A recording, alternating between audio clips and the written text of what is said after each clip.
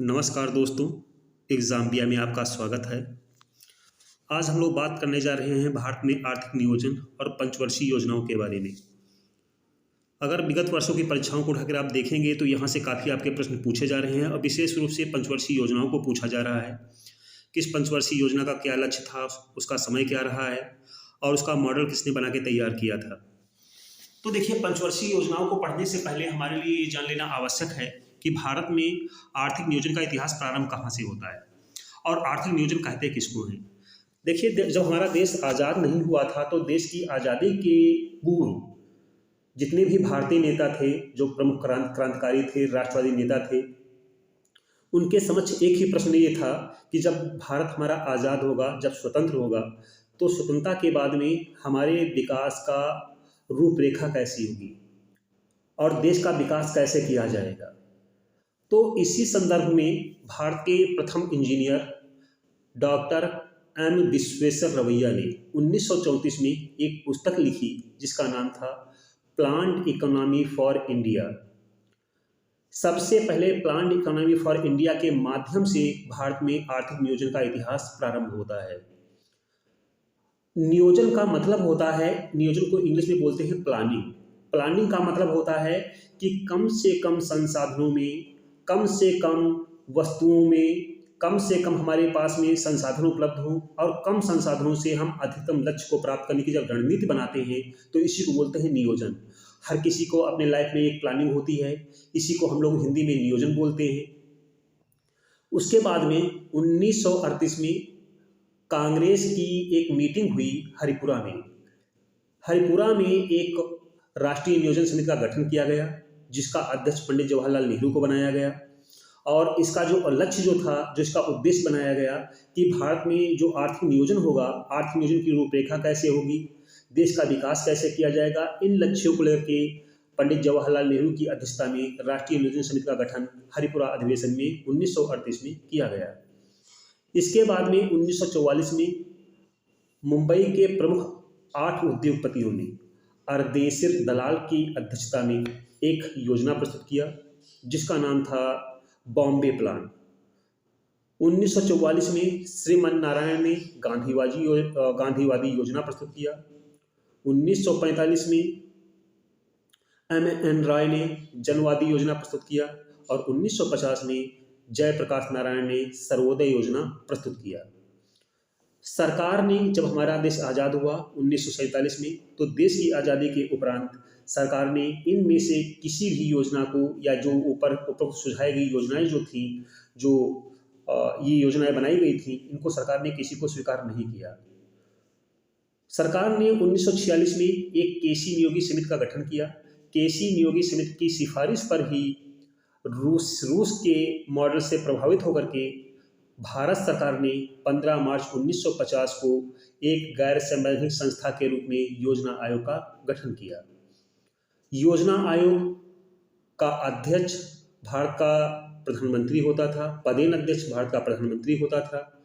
2015 में योजना आयोग के स्थान पर नीति आयोग का गठन कर दिया गया और 1 जनवरी 2015 को योजना आयोग का इतिहास समाप्त हो जाता है। उसके बाद में 1 जनवरी 2015 के उपरांत भारत में नीति आयोग यानी कि national institute of transforming India अपने अस्तित्व में आई, जो वर्तमान में कार्य कर रही है।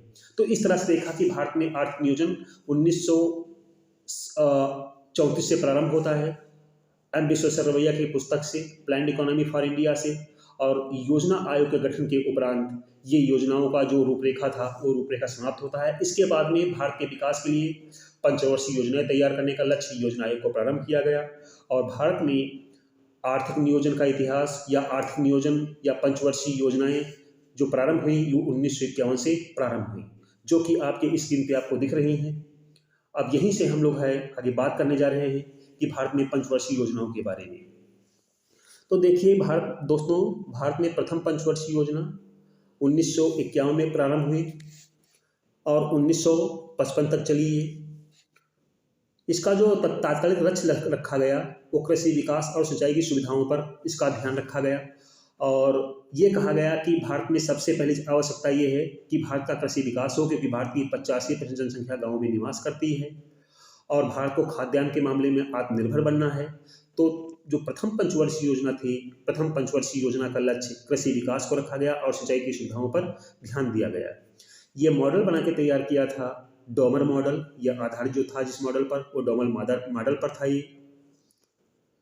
इसके बाद में आपकी दूसरी पंचवर्षीय योजना आती है।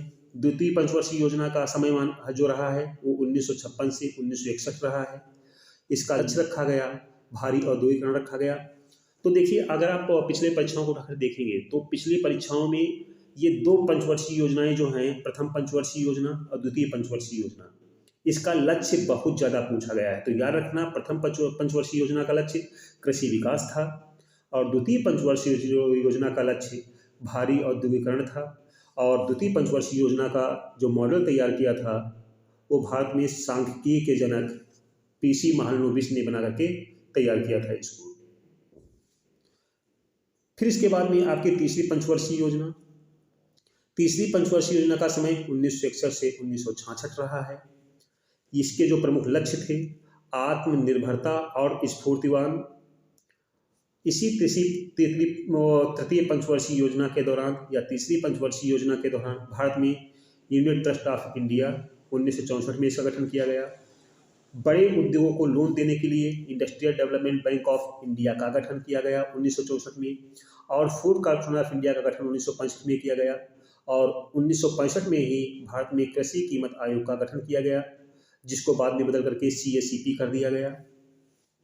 फिर इसके बाद में 1966 में अगर हम देखें, 1966 से पहले तो भारत को 3 समस्याओं का सामना बहुत ही विकराल रूप से करना पड़ा। 1962 में भारत चीन युद्ध, 1965 में भारत पाकिस्तान युद्ध और 1966 में भारत में विकराल सूखा। तो ये तृतीय पंचवर्षीय योजना जो थी, ये तृतीय पंचवर्षीय योजना अपने लक्ष्य को प्राप्त नहीं कर पाई। तो उसके बाद में जो हमारे यहाँ चौथी पंचवर्षीय योजना 1966 में प्रारंभ होनी थी, उस पंचवर्षीय योजना को रोक दिया गया और भारत में एक 3 वर्षों के लिए पंचवर्षीय योजना बनाई गई, जिसका नाम दिया गया योजना अवकाश। यानी कि योजना को कुछ दिनों के लिए पोस्टपोन कर दिया गया, टाल दिया गया, जो कि ये 3 वर्षों के लिए थी, 1966 से 1969 तक। ये जो आपका योजना अवकाश था, योजना अवकाश के दौरान भारत में प्रमुख जो घटनाएं घटी हैं, भारत में लीड बैंक योजना यानी कि अग्रणी बैंक योजना प्रारंभ हुई 1969 में नारीमन समिति की सिफारिश पर।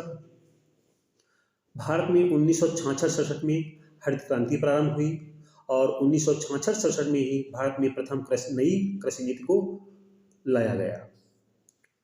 इसके बाद में चौथी पंचवर्षीय योजना 1969 से 1974 तक रही है। इसका जो लक्ष्य रखा गया, स्थिरता के साथ आर्थिक विकास। चौथी पंचवर्षीय योजना के दौरान भारत के 14 बड़े बैंकों का राष्ट्रीयकरण किया गया। भारत में इसी वर्ष परिवार नियोजन कार्यक्रम लागू किया गया और भारत में सूखा प्रवण कार्यक्रम 1973 और 74 में लागू किया गया। इसका जो मॉडल था वो गॉडगिल मॉडल था, गॉडगिल मॉडल पर आधारित थी ये पंचवर्षीय योजना। फिर इसके बाद में पांचवी पंचवर्षीय योजना, बहुत ही पंचवर्षीय योजना ये पूछी जाती है। पांचवी पंचवर्षीय योजना का समय 1974 से 1969 रहा है। 1974 से 1979 रहा है। इस पंचवर्षीय योजना की सबसे बड़ी विशेषता थी गरीबी उन्मूलन। तो कई बार आपने प्रश्न आ जाता है कि गरीबी हटाओ कार्यक्रम किस पंचवर्षीय योजना की देन थी या किस पंचवर्षीय योजना के दौरान इसको लाया गया था। तो इसको पांचवी पंचवर्षीय योजना के दौरान लाया गया था। ये मॉडल था DP धर मॉडल पर आधारित थी ये। फिर आपका है रोलिंग प्लान। रोलिंग प्लान में दोस्तों हुआ क्या था कि जैसे कि हमने 1966 से 1969 तक देखा कि ये एक हमारे यहाँ 3 वर्षीय योजना थी, जिसको हम जो है कहते हैं योजना अवकाश या प्लानिंग हॉलिडे के नाम से जानते हैं। तो हमारे यहाँ रोलिंग प्लान में क्या किया गया कि यहाँ पर जो पंचवर्षीय योजनाएं जो थी, उन पंचवर्षीय योजनाओं को रोक दिया गया और यहाँ पर पंचवर्षीय योजनाओं को एक साल के अंतराल पर बनाया गया। यानी कि यहाँ पे पंचवर्षीय योजना 5 साल के लिए नहीं थी, ये पंचवर्षीय योजना एक वर्षों के लिए थी।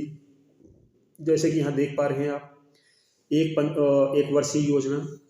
और ये जो मॉडल तैयार किया था ये गुन्नार मिडल मॉडल पे था आपका, ये गुन्नार मॉडल था आपका।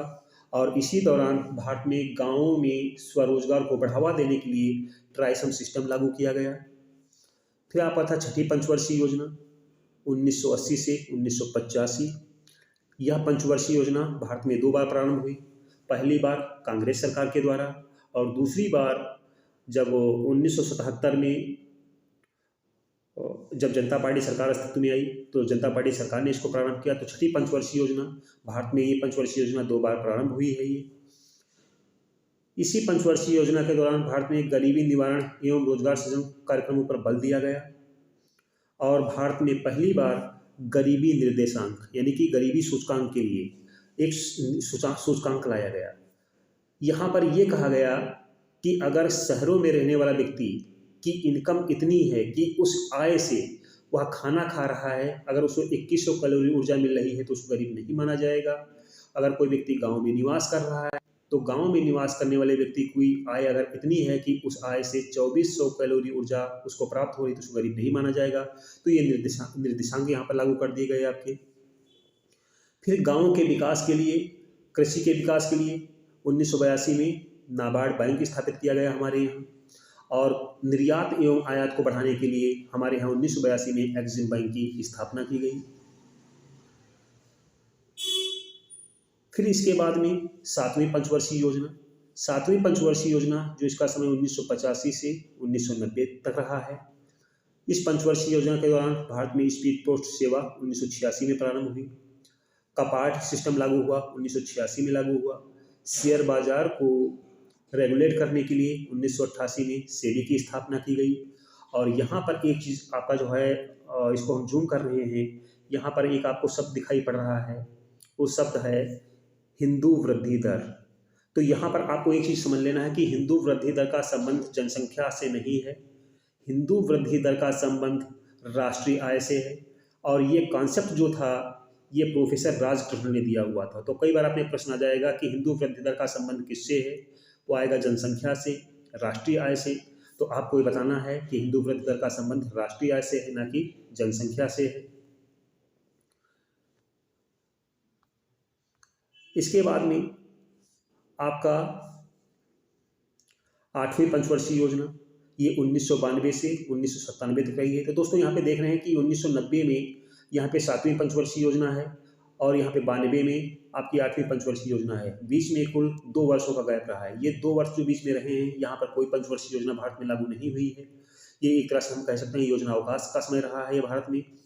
जो 8वीं पंचवर्षीय योजना थी, 8वीं पंचवर्षीय योजना का उद्देश्य मानव संसाधन पर बल को रखा गया, यानी कि जो हमारा ह्यूमन रिसोर्स होगा उसको डेवलप किया जाएगा, उसका सही से उपयोग किया जाएगा। तो समीक्षा अधिकारी 2016 में ये प्रश्न आपका यहाँ से पूछा गया है। इसके बाद में 9वीं पंचवर्षीय योजना। 9वीं पंचवर्षीय योजना 1997 से 2002 तक रही है। इसका लक्ष्य रखा गया था सामाजिक न्याय और समानता के साथ में विकास। इसके बाद में 10वीं पंचवर्षीय योजना, इसका समय 2002 से 2007 रहा है। और 10वीं जितनी भी हमारे यहाँ पंचवर्षीय योजनाएं लागू हुई हैं, कुल 12 पंचवर्षीय योजनाएं चली हैं 2017 तक। इसमें सबसे अधिक लक्ष्य को प्राप्त करने वाली 10वीं पंचवर्षीय योजना ही थी। इसके बाद में आपकी 11वीं पंचवर्षीय योजना 2007 से 2012 रही है। 12वीं पंचवर्षीय योजना 2012 से 2017 रही है और 2017 में ही भारत में पंचवर्षीय योजनाओं को बंद कर दिया गया और 2015 में नीति आयोग का गठन किया गया। और अब प्लान ये चल रहा है कि भारत के विकास के लिए दीर्घकालिक योजनाएं बनाई जानी चाहिए, जो कम से कम 25 वर्ष या 15 वर्ष की होनी चाहिए। तो इस तरह से हमने देखा कि आपके जो महत्वपूर्ण प्रश्न आपसे पूछे जा रहे हैं, ये आप जो है अगर इसे नोट करना चाहें तो यहाँ पर आपका जो है, इसको हम जूम कर रहे हैं, इसको आप देख लीजिए और इसको नोट कर सकते हैं आप लोग। और यहाँ से आपके प्रश्न मिल जाते हैं, काफ़ी समस्याओं का समाधान आपका यहीं पर हो जाता है। तो इस तरह से देखा कि जो भारत के प्रमुख पंचवर्षीय योजनाएं हैं उनको हम लोगों ने चर्चा किया। और इसके बाद में जो हमारा होगा वो होगा जो भारत सरकार की जो प्रमुख योजनाएं चल रही हैं, योजनाओं के बारे में हम लोग चर्चा करेंगे और जल्दी ही आपसे मुलाकात होती है। और आप लोगों ने अगर हमारे चैनल को सब्सक्राइब नहीं किया है तो आप लोग तुरंत इस चैनल को सब्सक्राइब कर लीजिए, जिससे कि जब अगर वीडियो इस पर पड़ता है तो सबसे पहले आपको जानकारी प्राप्त हो। इसी के साथ में दोस्तों नमस्कार।